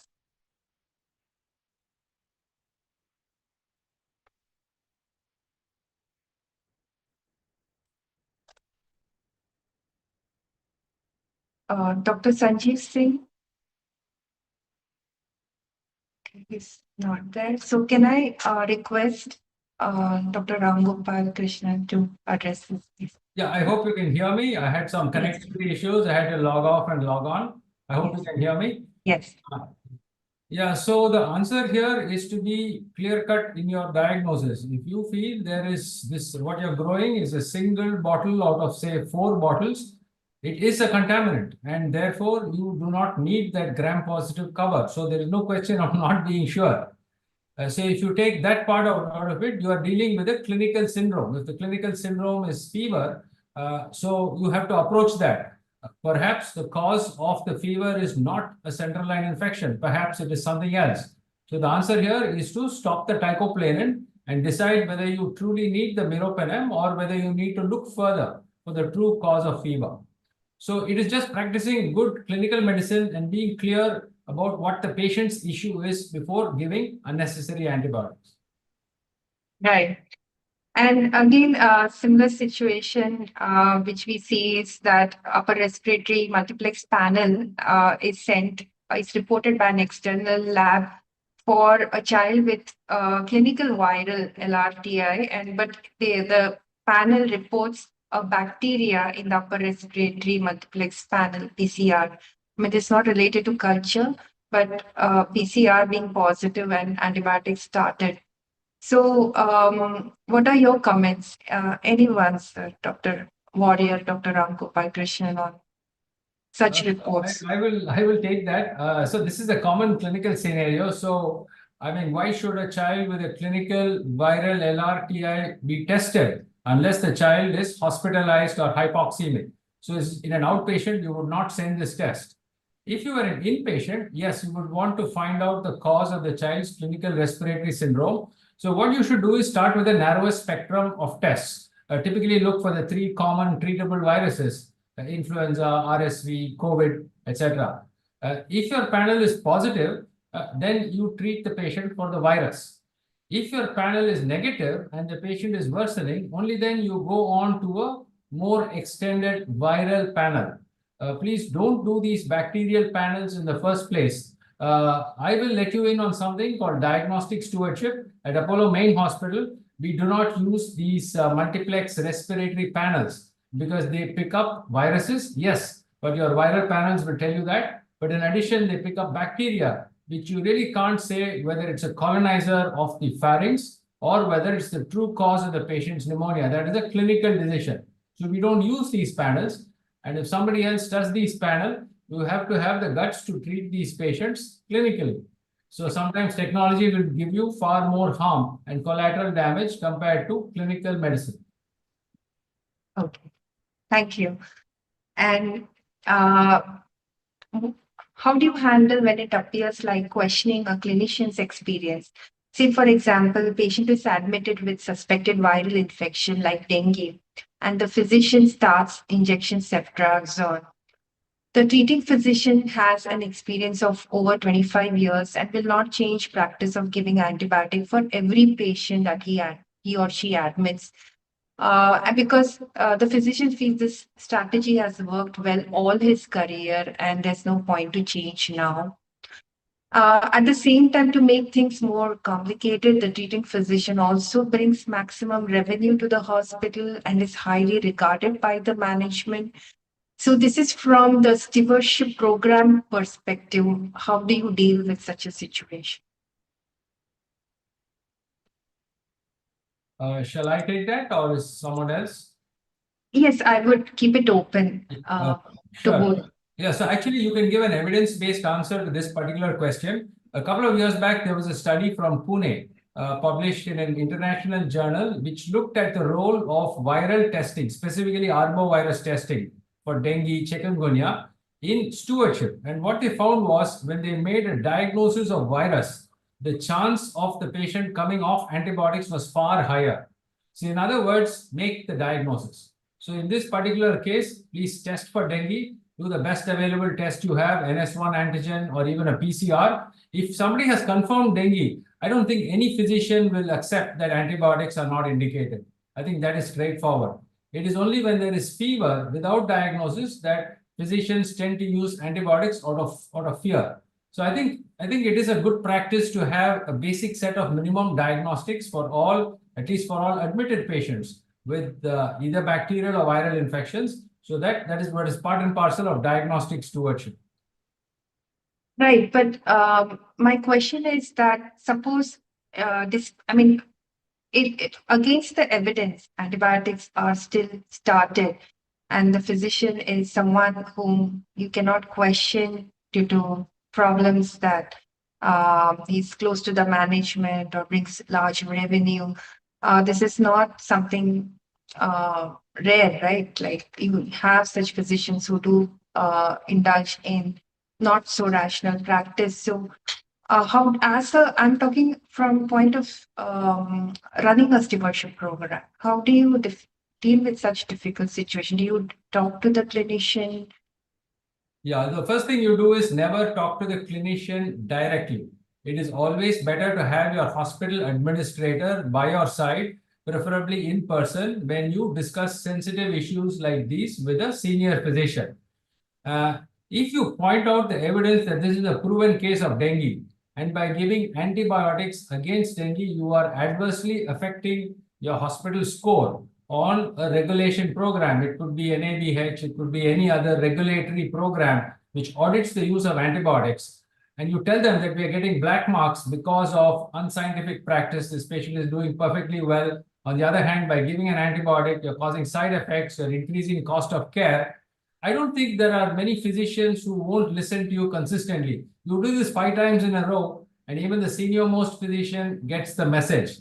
And then that physician starts realizing that his hold with the management is slipping. Management is not happy with him. So it works both ways. So I think you have to be persistent, polite, don't pick fights, and ultimately the job gets done. So perseverance is the mantra. Thanks. So now moving on to the next scenario where antibiotics are used as safety net. For example, the doctor tells the ASP team, well, what you suggest may be right, but if the condition deteriorates, will you take the legal responsibility? Dr. Anup Warrior, how do you deal with this fear of the unknown? So in my practice, this is handled by two mechanisms. First is that a stewardship advice is a formal clinical consultation. Okay, a stewardship advice is a formal clinical consultation.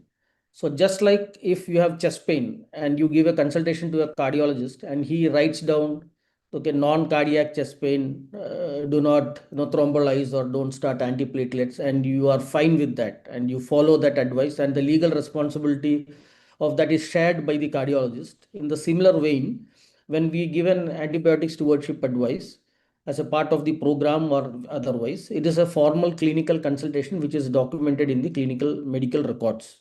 Okay, so that is first thing. The second is that whenever the situation is complex, it is not just a matter of de-escalation or escalation based on cultures, but there is a diagnostic dilemma or even a therapeutic dilemma, or it is a complicated infection like a disseminated staph or fungal infection, etc. Then the infectious disease consultant is a part of the multidisciplinary team meeting with the family, and so that the family also understands that we are equally responsible for the care and outcomes. By these two mechanisms, you give confidence to the primary physician that it is not a sort of a fly by night operation that somebody comes in, writes something and disappears. It is a formal recorded in the medical record, so we take onus and we stand by in the multidisciplinary family meeting and face whatever feedback comes from the family, and we are equally responsible for the outcomes. So that generates a lot of confidence in supporting the stewardship. And even the other example you said about stopping antibiotic in a dengue fever. So all these gives a lot of support in that scenario. Okay, right. But you know that we have very few ID physicians in the country. I was asking this question in the last session to Dr. Kamini Wale as well. So many units have junior doctors or clinical pharmacists and nurses looking at the standard guideline and looking at the antibiotic that has been prescribed. Now, recommendations made from such a junior team can be perceived by clinicians as unwelcome policing. So, how do you deal with the clinician's attitude towards them? anyone can take this, Dr. Ram Gopal Krishna or Dr. Paul. Right. Yeah. So as you said, there is a big gap between the supply and the demand for ID physicians. And if you want to have an ASP team, then there are a couple of things that need to be in place before you start that in a hospital which doesn't have an infectious disease physician. One is you have to have a robust infection control program, a general infection control. So there is generally trust and belief that somebody is watching out for the care of your patient. In other words, somebody is actually preventing infection. So if they say something about antibiotics, they are saying it in your best interest as well. If you don't have that, you should not even be practicing antimicrobial stewardship. Secondly, the head of the antimicrobial stewardship program has to be a physician or a surgeon.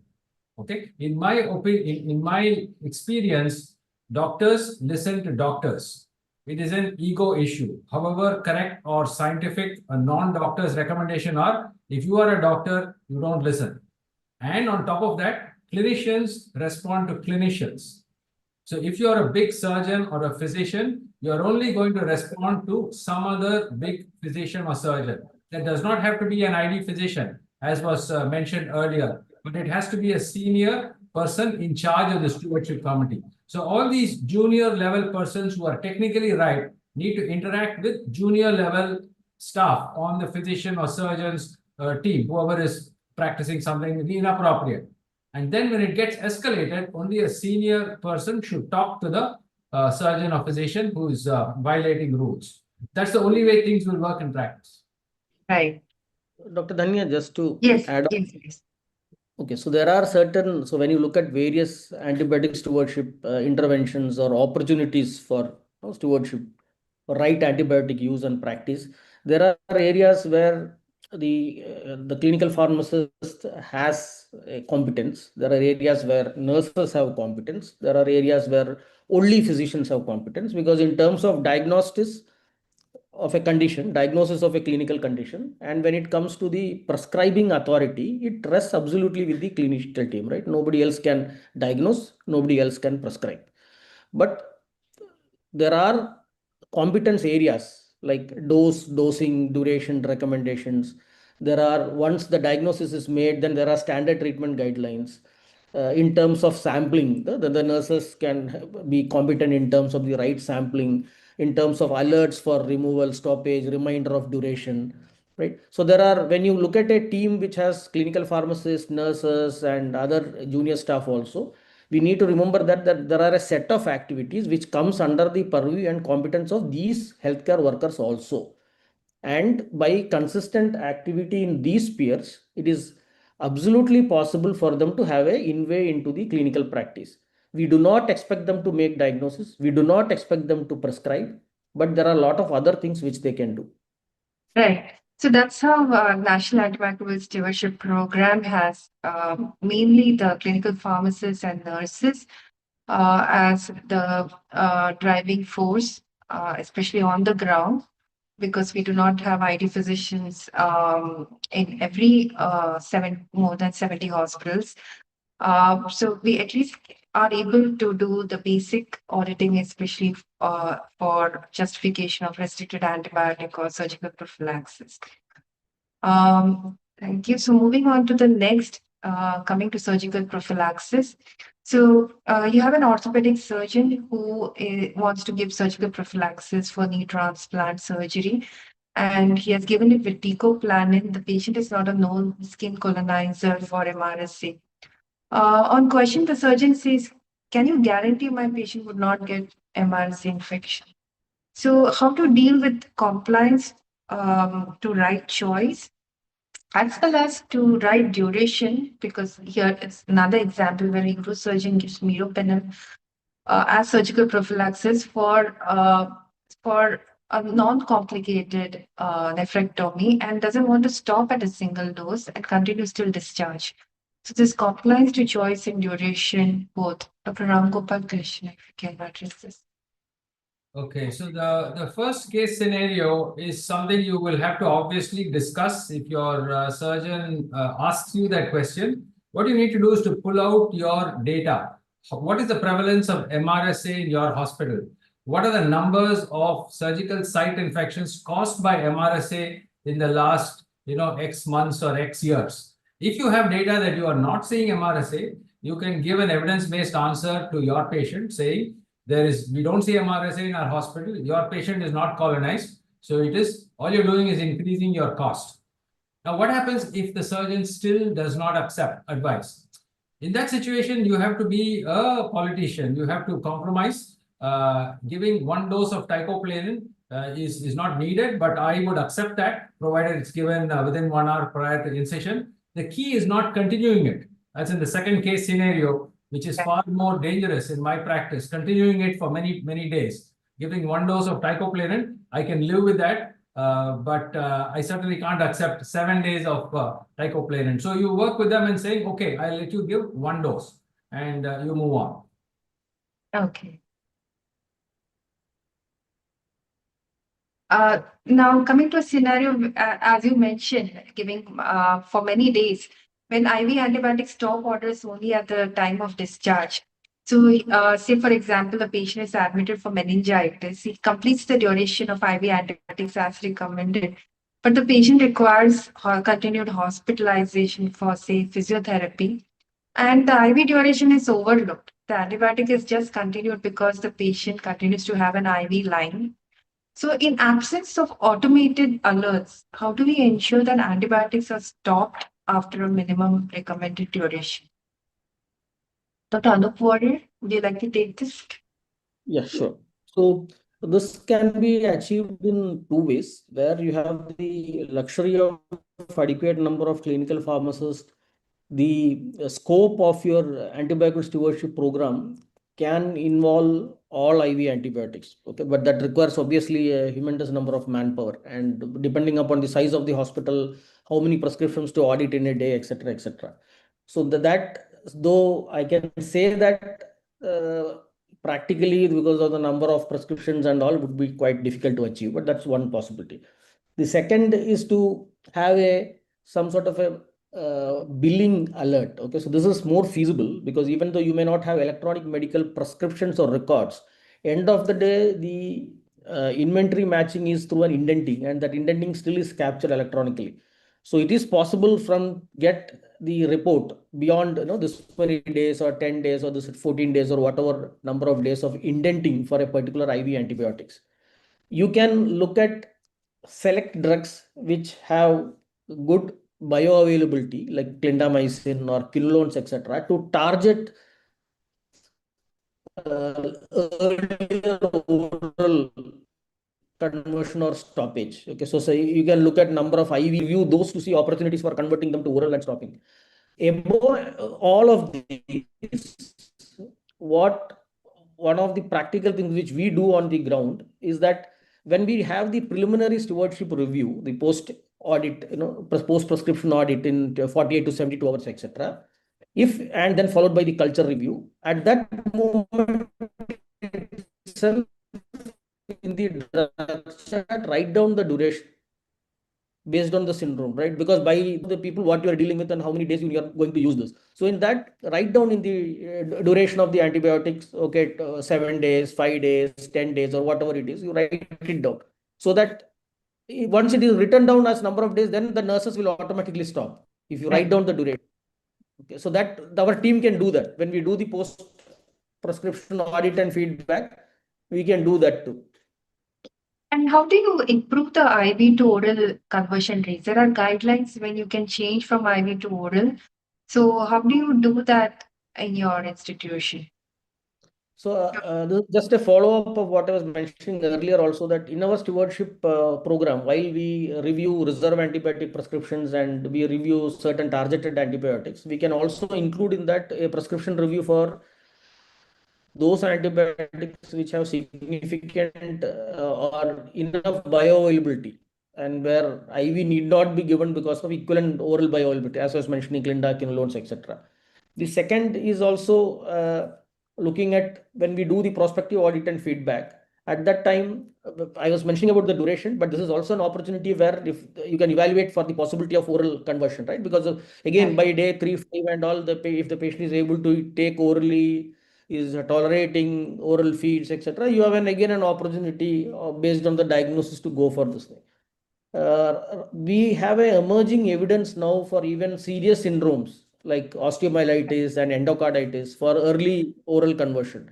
So that usually comes to us in any way in a large hospital system.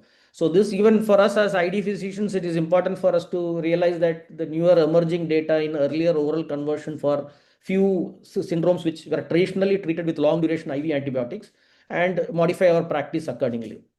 Right. But there are these problems, diktats of health insurance companies rejecting claims for stopping an IV medication, especially when the patient requires hospitalization for other issues related to IV antibiotic duration. I'll ask both of you, like, have you come across this problem? So this is basically a matter of how the details are communicated to the insurance. So obviously they require clear or clarity in terms of why the hospitalization is due to. So if we are not able to clarify or put it up in the records why the admission is required, then obviously no, giving unnecessary IV fluids to putting IV pantoprazole and all those of nonsense goes on. But end of the day, it is about having clarity in communicating to the insurance that why this admission is needed. The second Right. thing which I also talk to my patients is that getting insurance is not my responsibility. I can only ensure that the right treatment as is required is provided. Then they have to take it up with the insurance ombudsman or somebody. I will not Oh, get it. do you want to add anything, Dr. Ram Gopal Krishna, sir? Yeah, this is not a common scenario we see, at least a common scenario I see. Most patients would get IV therapy on entry into the hospital. That is what insurance companies audit. They rarely audit the tail end of therapy. So this is not a common scenario I see. Okay. Okay. Uh, moving to, I think this question I shall ask Dr. Anup Warrior because he's also the Chief of Medical Services. So, as an administrator as well as expert clinician committed to ASP, can you let us know how leadership could support the program in the institution? We saw it's a top component in ASP program. Okay, so in short, I will say two words: resources and respect.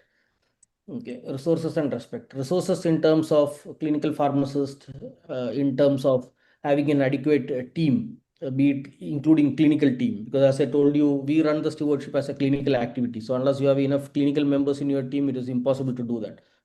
So that's the resources part. And even the IT system, access to IT, even as simple something as getting a report of the antibiotic prescribed, which on your targeted list on the previous day, that itself requires resources in terms of the IT support. So a lot of aspect on the resources. And then on the respect part, because there will be conflicts, though we keep it to the minimum, and there will be requirements for mediation, and also from the, because we have a finger in the pie in the infection control part also, so there will be aspects where it spills over. So in all these things, we need the administrator and the leadership to approach us also with the same respect as what the 25 years senior physician what you spoke about, who Yeah, is the highest revenue earners. So we will not be the highest revenue earners, but we feel that they should we should also be respected to some in the level right. at least. That's the problem. ASP is not a revenue generating measure. Anything you to add, Dr. Ram Gopal Krishnan, sir? Yeah, well, leadership is absolutely critical. I have worked in hospitals where the administrator was extremely committed, would actually drag the leading surgeon with the highest volumes of surgery into the room in my presence to discuss violations of AMS. I have also worked in hospitals where there was zero support in this regard, where the administrator will tell you, it's your problem, I'm not going to take on the top surgeon. So hopefully you will get an administrator who's on your side, somebody who's committed. Otherwise, your stewardship program is in trouble.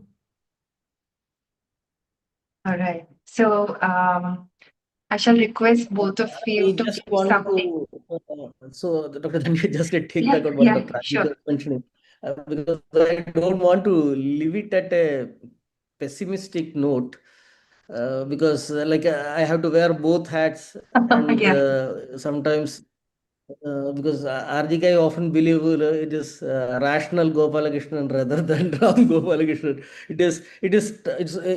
Most of it is emotional, and many times it is emotional and difficult to handle even from the leadership perspective with surgeons, etc. Not as simple in most of the scenarios. So while resources can be more easy to come by, and if that is there, we can be persistent. We can have interactions with whichever surgeon, etc., on one to one on our turf alone. Without so it need not always be a fight. A consensus building and a friendship evolving into a friendship can happen on a one to one relationship building itself. Okay. So we want, What I'm trying to say is that you are very unlikely to get a strict administrator behind you. Without that, even on a one-to-one basis, it is possible for you to build a relationship and be successful in your program because you are successful in building relationships. right. So on principles of handshake stewardship is probably what you are indicating. Correct. And to end this, I'll request few pearls of wisdom. You both have such vast experiences in antimicrobial stewardship activities in your institutions. Yeah, so if all hospital administrators were like Dr. Anu, fully trained senior ID physician, then into administration, knows everything about when to use, when not to use antibiotics, then we would not have any issues in the country. Unfortunately, most administrators are not well versed, as Anup is. But regarding pearls of wisdom, see, antimicrobial stewardship is a long game. The first thing I would advise somebody starting off in this area is don't do antimicrobial stewardship till you have a robust infection control program. We've actually published our experience. Around the year 2000, when I started working in India, we started infection control. We didn't even talk about stewardship for the first 4 or 5 years. We talked about hand hygiene, sterilization, disinfection, and earned the trust of the physicians and surgeons in the hospital that they are being looked after. It is only then in a mature infection control program that you introduce antimicrobial stewardship. So this is really the icing on the cake. Bulk of infection prevention is bread and butter work. Stewardship is secondary. And so don't take on big physicians, surgeons who don't follow the rules. You quoted so many so-called senior physicians, etc., who do what they want. Don't take them on till you have a robust infection control program in place. And you have to be polite, you have to be persistent, you have to have the administrator in the room when you are having difficult conversations. Otherwise, many of us are practicing physicians. Our own practice might suffer, or we might feel our practice, our volume of referrals might suffer if we take on senior physicians or surgeons. So don't do that without administrative backing. Right. Dr. Anup Warrior, any final comments on? Okay. So first point from my side is that I would ask all the clinicians to consider antibiotic stewardship as good clinical practice to start with. Not something extra, not something exotic, but just basic good clinical practice. Doing the right diagnosis, giving the right treatment should not be considered something other than good clinical practice. Okay, so not that it's something extra big thing I'm doing. Do it as the right thing because it's good clinical practice. The second thing I would ask the clinicians, because the theme is on the clinicians and role of clinicians, thing is that to respect antibiotics just as much as you would respect other classes of drugs. Maybe the only class which is not respected other than this is the PPIs, pantoprazole and all. But all other drugs, even physicians, surgeons, they treat it with some amount of respect. So treat antibiotics also with respect, not something like pantoprazole. And the consideration from the recommendations and what comes from the ID physicians or from the stewardship team. So that also to take it as you would take the references and recommendations from the other specialists. Okay, so as I studying cardiologist or oncologist, if they tell you something, obviously you take it at face value and you do adhere to it. You don't ask, will you take legal responsibility if he develops heart attack tomorrow? will you take legal responsibility? You don't ask that to a cardiologist. He says it is non-cardiac chest pain, right? So the same amount of logic I would expect them to give to the us also. So Right. that's my take on this. Thank you. I see a question in the chat box. This is from Dr. Sudarshan M. With limited regulations on disposing leftover antibiotics, what measures should healthcare institutions and government bodies adopt to ensure responsible disposal and protect the One Health approach? I don't know whether this was targeted to Dr. Kamini Walia, but I just saw this. Mm. Any Anyway, beyond comments? our scope. Right. It's Okay. beyond our scope because it comes under the regulatory and much larger. Yes. Okay. So thank you very much. This has been a wonderful session. So I shall, I don't think there's any further question. So thanks. You both are so busy, but thanks for sparing your time. So we shall end the entire session with a vote of thanks. So I wish to thank the Apollo Leadership Support, the founder chairman, our founder chairman, Dr. Pratap Reddy, Dr. Sangita Reddy ma'am, Dr. Preeta Reddy ma'am for support to this program. I thank Dr. Madhu Sasidhar and Dr. Rohini Sridhar for their guidance and leadership roles for the program. I wish to thank all the speakers and panelists today, Dr. Kamini Walia, Dr. Deborah Tong, Dr. Ram Gopal Krishnan, Dr. Anup Warrior, for enlightening us with your knowledge. I thank Dr. Gayatri, Dr. Rahul Verma, and Dr. Vikrant Khanna for their active support in conducting this webinar. Thanks to IT support of Mr. Manjeet, Mr. Muhajid, Mr. Sujit, and Mr. Charan Reddy. I wish to thank Ms. Vartika Singh for the creatives and Dr. Nitasha for the communications with the speakers. And special thanks to Apollo Navi Mumbai for logistics support. Thank you all my dear colleagues, and of course, thank you wonderful audience. We shall meet on Friday on 21st at 7 p.m. This is in the evening to accommodate international speakers. That would be the day 2nd of the webinar. Wishing you all a happy World AMR Awareness Week. Thank you very much.